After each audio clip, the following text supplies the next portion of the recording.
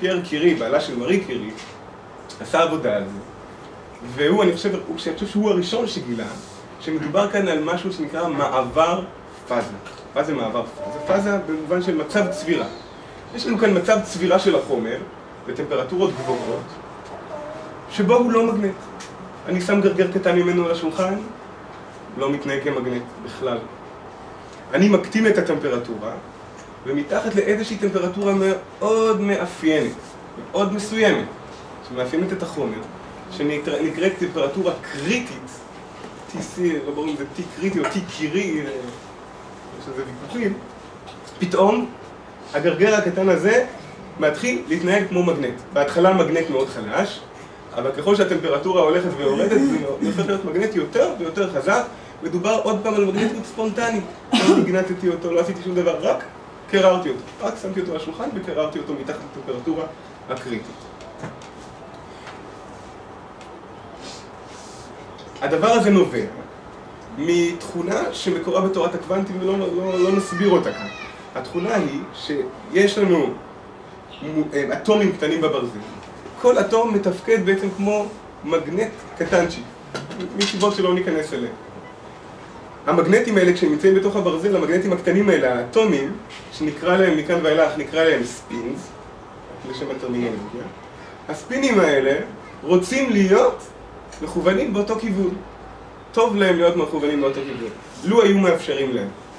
מה הדבר שמפריע להם מלהיות מכוונים באותו כיוון? הטמפרטורה. זה שיש כאן טמפרטורה. מה זה טמפרטורה?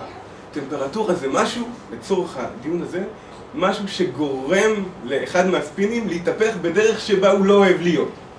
באופן שרירותי, באופן קופצני. מה שהתיאור הזה, ההבנה הבסיסית הזו, עומדת בבסיס של המודל הבסיסי הראשון שניסה לתאר באופן כמותי את התופעה שגילה פייר קירי. בתחילת המאה ה-20, בתחילת המאה ה-20, הבחור הזה, ארנסט אייזינג, מדען גרמני יהודי, ניצול שואה גם, במהלך הדוקטורט שלו, חשב על מודל כזה. הוא אמר, בואו נסדר בתוך איזה גביש כזה, נסדר חיצים. החיצים האלה מסמלים מגנטים. חצי שמצביע למעלה, נקרא לו ספין אפ, זה מגנט צפון כלפי מעלה, וחצי למטה זה מגנט שהצפונו כלפי מטה. איך המגנטים האלה אוהבים להיות? כל אחד מסתכל על ארבעת שכניו, הולך לפי הרוב. עושה מה שכולם עושים, כולם מסתכלים למעלה, גם הוא מסתכל למעלה. אממה, יש לנו גם טמפרטורה. הטמפרטורה מה רוצה לעשות? רוצה לקחת אותו ולהגיד לו, עזוב מה שהשכנים אומרים, תעשה מה שאתה רוצה. ואז הוא יכול להסתכל על כל שכניו, להגיד כולם מסתכלים למעלה, אבל אני מסתכל למטה. כמה שהטמפרטורה יותר גבוהה, אז תרחישים כאלה הופכים להיות יותר ויותר אפשריים. אייזינג באמת לקח בדוקטורט שלו, לקח את המודל הזה ופתר אותו במימד אחד. מה הכוונה מימד אחד? הוא לקח את החיצים האלה, סידר אותם בשורה, כל אחד מכיר את שני שכניו שמימין ומשמאל, פתר את זה, אפשר לפתור את זה עד הסוף, זה הדבר היחיד כאן כמעט שאפשר לפתור עד הסוף, וקיבל שזה לא מודל טוב, שזה על הפנים, אין בזה מעבר פאזה, אין מעבר שבו מצב שבו יש חצי למטה, חצי למעלה, ומצב שבו זה לא חצי, אלא יש יותר של למעלה מאשר של למטה או הפוך. ולכן הוא פסל את המודל הזה, הוא אמר, אם בממד אחד זה לא עובד, אז בכל ממד זה לא עובד. הדבר האירוני כאן הוא שמדובר כאן במודל הבסיסי, היסודי, להסביר את התופעה הזאת. המודל הזה הוא בסיסי בפיזיקה של פיזיקה סטטיסטית, הפיזיקה שעוסקת בתחום הזה, הוא בסיסי כמו משוואת שרודינגר. דהיינו, ניבא ולא ידע מה ניבא, גילה ולא ידע מה גילה. לפני שנעבור עליה, אני רק אדגיש עוד פעם.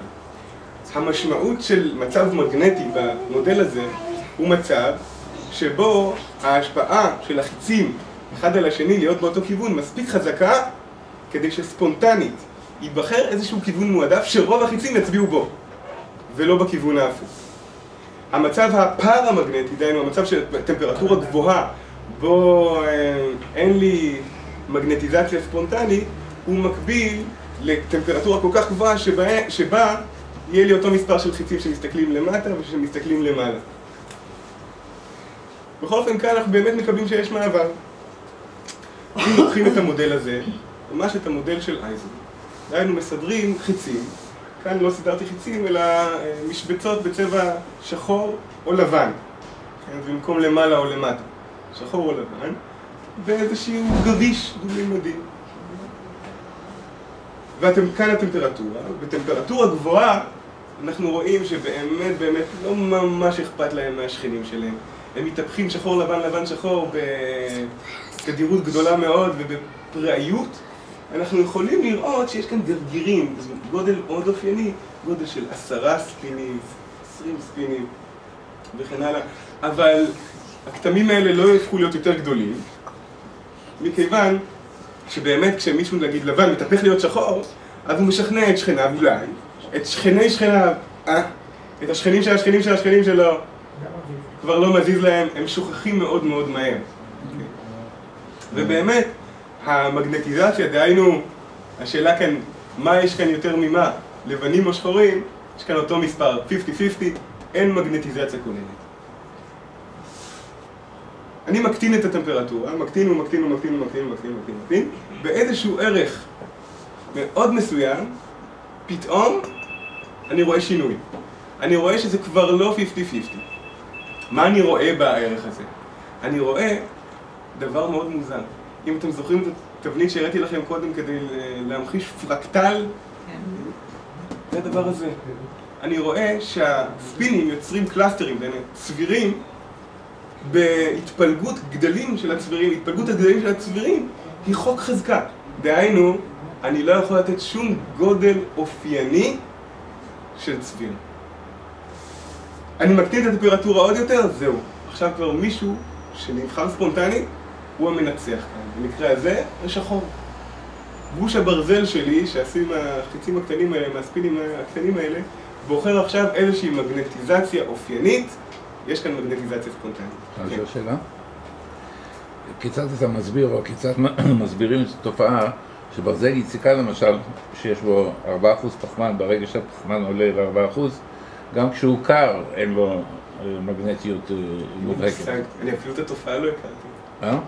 אין לי מושג. זאת אומרת, זה לא רק עניין של טמפרטורה, יש גם מצבים נוספים שמונעים את המגנטיזציה. כן, אבל אני חושב שמה שאתה אומר קשור לגודל המקרוסקופי שלו. אם תיקח מהדבר שתיארת גרגר מיקרוסקופי, אני כמעט בטוח שיהיה לנו מגנטיזציה ספונטנית.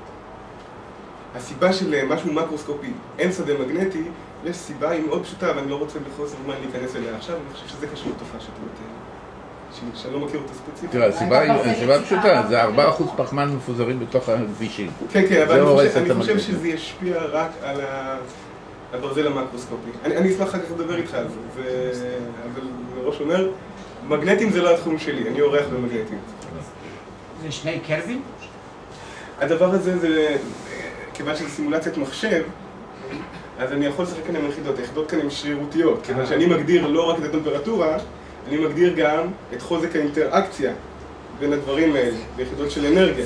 ולכן אם שמתי את זה אחד, אז זה איזשהו מספר חסר חיבור. ובעיקר כאן זה האיכות של התופעה שמופיעה. אוקיי. אז מה יש לנו כאן?